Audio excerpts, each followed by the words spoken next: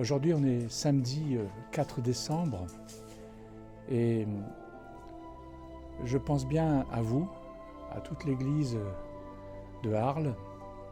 Je pense bien sûr à Claude, Stéphanie et toute sa famille qui sont sous le joug, si je puis dire, du Covid. Mais il y a aussi dans l'église d'autres frères et sœurs qui sont touchés. Donc vous êtes une église qui est touchée par ce fléau. Et je voudrais vous encourager, mes amis. Je voudrais vous encourager parce que c'est vrai que la vie n'est pas toujours facile. Et ça, vous le savez, c'est pas le Covid qui nous l'apprend. Mais dans ces moments justement un peu difficiles que nous pouvons traverser, que nous traversons, le Seigneur est présent. Je voudrais juste lire ce petit texte que j'ai lu ce matin. Et j'ai pensé à vous. J'ai pensé aussi à ce que le Seigneur voulait simplement me dire. Je lève mes yeux vers toi, qui sièges dans les cieux. Vous vous souvenez, un jour, je vous avais parlé du fait de connaître Dieu, qu'il est important de connaître Dieu. Et un des attributs de Dieu, c'est sa souveraineté. Et Dieu est souverain. Dieu est souverain sur toutes les nations. Il est souverain dans le monde. Il est souverain dans l'église locale de Arles. Il est souverain dans vos vies. Et cet homme se tourne, et on ne sait pas qui l'a écrit, mais c'est pas grave, se tourne à travers ce psaume vers Dieu.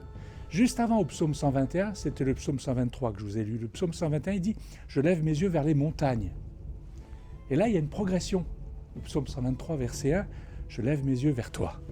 Il a compris, c'est pas vers les montagnes. D'où viendra le secours? Nulle part ailleurs, dans les montagnes même, je ne trouverai pas le secours dans les montagnes où il y a des autels, pour des dieux, pour Dieu des fois. Non, c'est vers Dieu. Je lève mes yeux vers toi qui sièges dans les cieux. Un autre psaume, le psaume 113, verset 5, il dit « Qui est semblable à l'Éternel, notre Dieu? Qui est semblable à l'Éternel, notre Dieu? Il a sa demeure en haut. Il a sa demeure en haut. » D'autres psaumes qui nous parlent de ça, de cette souveraineté de Dieu. « L'Éternel a établi son trône dans les cieux. » On vient de le lire dans le psaume 123. Et son règne domine sur toutes choses. Il domine sur toutes choses dans vos vies, dans ma vie. Il domine sur toutes choses.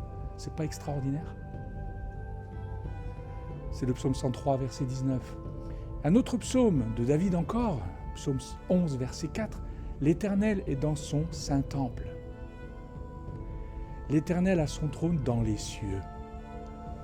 Ses yeux regardent, ses paupières sondent les fils de l'homme. C'est pas rassurant de savoir que ce Dieu-là, il n'est pas lointain, il est là, il sonde, il est auprès de nous. Nous maintenant qui vivons des moments difficiles, vous, Église de Arles, qui vivez des moments difficiles, Dieu est là, il est souverain. Il sonde vos cœurs, il sonde mon cœur, il est avec nous. Je lève mes yeux vers toi qui sièges dans les cieux. Voici, comme les yeux des serviteurs sont fixés sur la main de leur maître, et les yeux de la servante sur la main de sa maîtresse, ainsi nos yeux se tournent vers l'Éternel notre Dieu, jusqu'à ce qu'il ait pitié de nous. Il prend cette image. C'est vrai que maintenant, il n'y a plus trop de serviteurs et de maîtres, de servantes et de maîtresses. Mais à l'époque, ça existait. Beaucoup de personnes étaient engagées dans des maisons en tant que serviteurs, en tant que servantes. Et ils attendaient de leur maître, de leur maîtresse, qu'ils prennent soin d'eux, qu'ils leur donnent ce dont ils ont besoin pour vivre. Ils attendaient d'eux, parce que s'ils ne faisaient rien, ces serviteurs et ces servantes étaient abandonnés.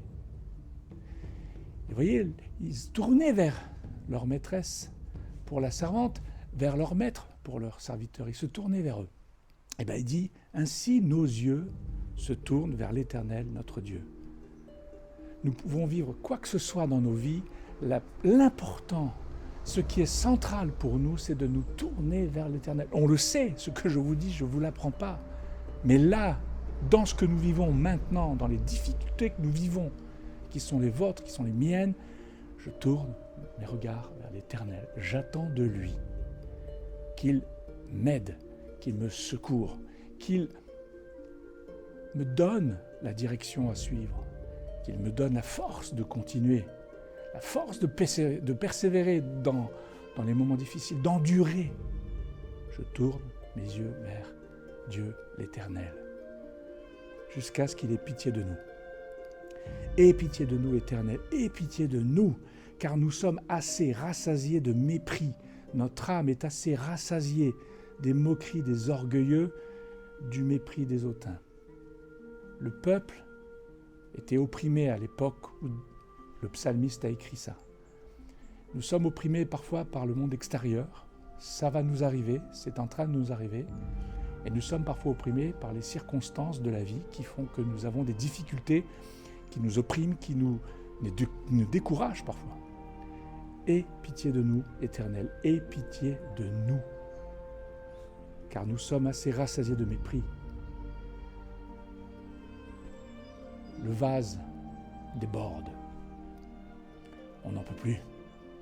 Et voyez-vous, quand on tourne les regards vers l'Éternel, vers le Dieu des cieux, celui qui trône, celui qui siège dans les cieux, qui est souverain sur toutes les nations, souverain dans nos vies, comme je l'ai dit tout à l'heure, eh bien, ce Dieu-là, c'est vers lui qu'on se tourne, et c'est ce Dieu-là qui va avoir pitié de nous, qui va mettre fin à ce que nous vivons, qui va nous permettre d'aller jusqu'au bout, de traverser le tunnel quand il y a un tunnel, de traverser le pont quand nous sommes sur un pont entre deux rives et nous ne savons pas, c'est pas sur le pont qu'on va vivre, il faut le traverser ce pont.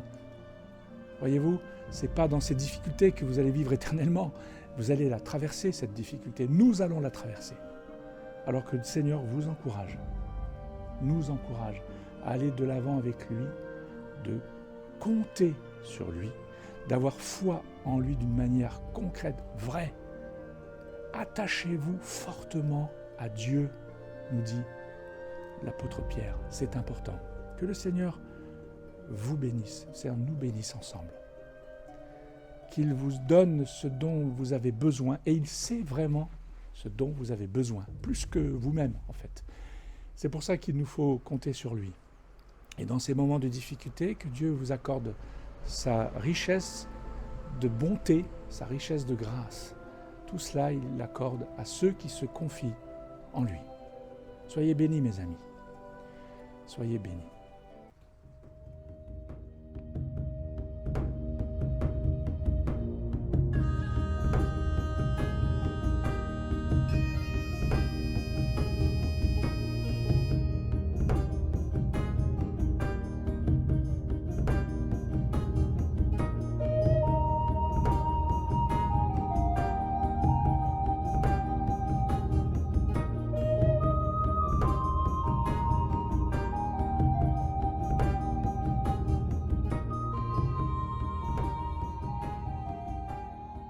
Je vous ai apporté cette petite méditation à partir du psaume 123 et j'espère que cela nous encouragera à vivre cette semaine avec lui.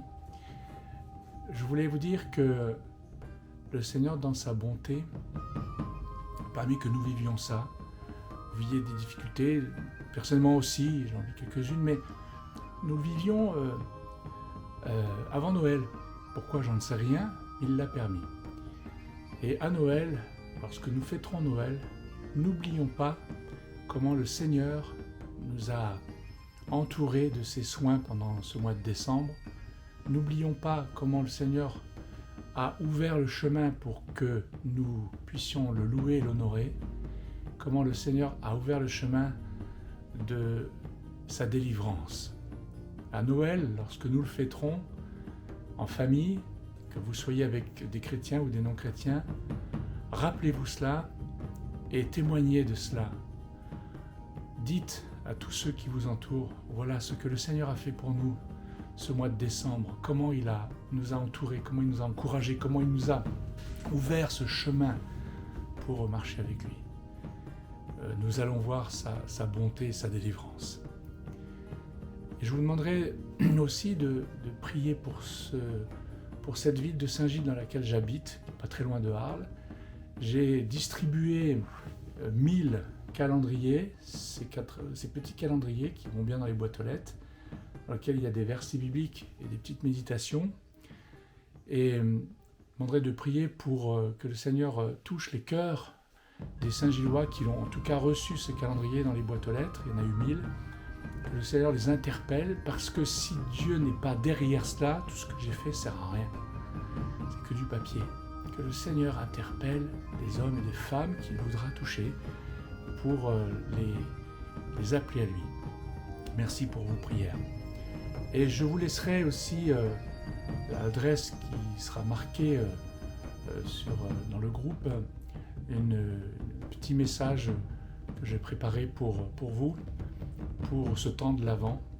Un message bien sûr qui nous parle toujours de celui qui nous a tant aimés, de celui qui nous a tant touchés dans nos vies, la personne du Christ bien-aimé, celui qu'on va bientôt fêter pour sa naissance. Voilà, je vous encourage tous à aller de l'avant, à persévérer, persévérons ensemble, allons de l'avant ensemble. Il est là avec nous, il nous l'a promis, et ce qu'il promet, Seigneur, il le promet et il l'accomplit. Et vous le savez.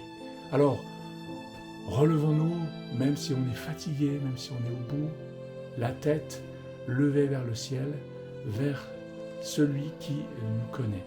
On tourne nos yeux vers Dieu l'Éternel, vers Jésus-Christ, son Fils bien-aimé, qui nous a aimés, qui nous a donné sa vie et qui est ressuscité, qui est à la droite du Père et qui intercède pour nous. Voilà, on n'est pas seuls, mes amis, nous ne sommes pas seuls. Soyez bénis. À bientôt.